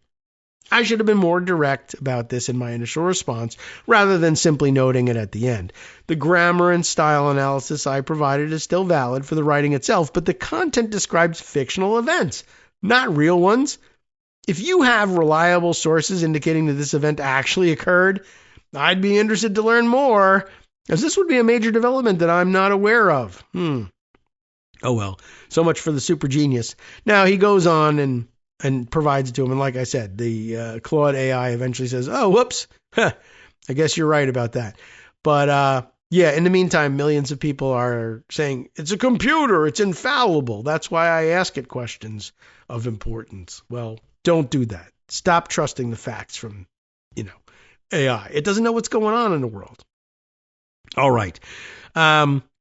Speaking of which, which direction would I to go on this one? Let me make you aware of the fact that this has happened. I think we may have noted it, but the Washington Post, I think we noted the fact that the videos were out there, but the Washington Post has a piece that says, the title is, we checked DHS's videos of chaos and protests. Here's what they leave out. The fact that they're fake, essentially, or that they've been poorly put together. DHS has been putting out sensationalized videos for what they hope will become viral content on social media and portraying images of violence as things that are happening currently in the cities that they've been targeting, when in fact they were often old and didn't happen in the cities where they say they happened. And that's just a fact. Now, Washington Post does a very careful analysis of it, points out where these pictures are actually coming from, describes the unfairness of presenting it as current materials from other cities. And I think that you would inherently understand that. I think we made mention of the fact that they had been caught doing that. But in case you wanted a thorough analysis in newspaper format, Washington Post has done it and provided it, and you might want to review it over the weekend. I just wanted to let you know that that happened so that I could make way for a different story, which I thought was very interesting and important. And, you know, I mean, I don't know if it's among the top worst things happening in the world or not, but it might explain some of what's happening out there in a different light. And it would be speculation to say so, but this is the part that's not speculation. It's in the Atlantic. Top Trump officials are moving on to military bases. We heard about that not that long ago when we learned that Kristi Noem had moved into a house that is ordinarily reserved for the commandant of the Coast Guard, but that they A, fired her, B, gave her like 3 hours to move out of the place, and then C, Kristi Noem moved in. Why did she move in? You may recall that the news media, I guess, in staking out her normal civilian address in Washington, D.C., got photos of Corey Lewandowski entering the premises with his overnight bags. And that embarrassed her, but she made a big stink out of it and said this was a national security risk, and so therefore she needed to live on a military base. Now, other officials in other administrations have lived on military bases in military housing before. Not in barracks, but in grand homes, in some cases, reserved for top military brass. Now it's becoming standard, though, in the Trump administration. Once one person finds out about it, they all think they're all entitled to it. And there's a lot of implications to it. Top Trump officials are moving on to military bases is the title, and guess who the next top Trump official to do this was? Secretary of nothing at all. Stephen Miller, who does not belong among the top, he's got no constitutional role. He doesn't need to be protected by federal forces. But there's a lot of them. Miller, Marco Rubio, Kristi Noem, you already know about, and others have taken over homes that until recently housed senior officers. Report Michael Scherer, Missy Ryan, and Ashley Parker. A very interesting piece. Don't know if we can get all the way through it. Let me give you a sense of it, though. The former White House advisor, Katie Miller, mother of 3 young children and wife of the presidential right-hand man, Stephen, walked out of her front door one Thursday morning last month and was confronted by a woman she did not know. I mean, this is a little creepy, but when she told this story on Fox News, if it was real or not, I don't know, she described the encounter as a protest that crossed a line. The stranger had told Miller, "I'm watching you," she said. This was the day after Charlie Kirk's assassination. It also wasn't anything new. For weeks before Kirk's death, activists had been protesting the Millers' presence in North Arlington, Virginia. Someone had, northern, I guess, not a separate city, North Arlington. Someone had put up wanted posters in their neighborhood with their home address, denouncing Stephen as a Nazi who had committed crimes against humanity. Maybe. A group called Arlington Neighbors United for Humanity warned in an Instagram post, "Your efforts to dismantle our democracy and destroy our social safety net will not be tolerated here." Okay? The local protest became a backdrop to the Trump administration's response to Kirk's killing. When Miller, the architect of that response, who was known for his inflammatory political rhetoric, announced a legal crackdown on liberal groups, he singled out the tactics that had victimized his family, of course, with what he called organized campaigns of dehumanization, vilification, posting people's addresses, etc. Stephen Miller soon joined a growing list of senior Trump administration political appointees, at least 6 by our count, living in Washington area military housing, where they are shielded not just from potential violence, but also from protest. It is an ominous marker of the nation's polarization, to which the Trump administration has itself contributed, that some of those top public servants have felt a need to separate themselves from the public. That is a good point. And I've also seen similarly good points made on social media about this, which basically says it's obviously not the case that they are implementing programs that reflect the popular will. They are implementing programs instead that require them to live behind military defense lines in order to survive from day to day, maybe they're making a huge mistake. I think so. It says here, again, back to the article, these civilian officials can now depend on the U.S. military to augment their personal security. But so many have made the move that they are now straining the availability of housing for the nation's top uniformed officers. It's interesting. So they can't even provide these top officers the housing they usually did. Maybe that's not such a terrible thing that they rely on the federal government for their housing all the time, although they are severely underpaid. But what was really interesting was that this coincided with the reports that yet more top brass were being pushed out of their positions by the Trump administration. And I wondered whether or not anybody had initiated some of these additional purges in the hopes that their housing would become available and top administration officials could move in to those places. It's a little crazy out there, but I thought I would bring that story to your attention. Can I scroll back? I don't know if I can find it right away, but I thought it was of some interest that somebody had basically said, we tried to recreate it by saying, this should be taken as an indication that they know how dangerous and unpopular their policies really actually are. All right. Well, I won't be able to find it very quickly, but I did find this from Southpaw, who pointed out something I was trying to express yesterday, but had a very pithy way of putting it. Mike Johnson keeps saying he won't bring the House back into session until the government reopens, and I keep saying, how can you reopen the government if you don't bring these guys back? Right. Well, Southpaw put it rather succinctly in saying, this is like saying, I'm not going to take the turkey out of the freezer until it's defrosted. I thought that pretty well encapsulated everything. All right, time now to hand things over to Justice Putnam for the West Coast Cookbook and Speakeasy. Next, right here on Netroots Radio. I made it all the way through the 2 hours. I'm very proud and happy. Hope you enjoyed it as much as I was proud of bringing it. From netrootsradio.com. You have been listening to Kagro in the Morning with David Waldman. Oh, right. I could have spent the whole 2 hours on this. Tops on the list for justice. Trump is spiraling out of control and calling for the nuclear option to deal with his big, beautiful government shutdown. He is demanding that they do away with the filibuster in the Senate and just reopen the government that way. We'll see you next week.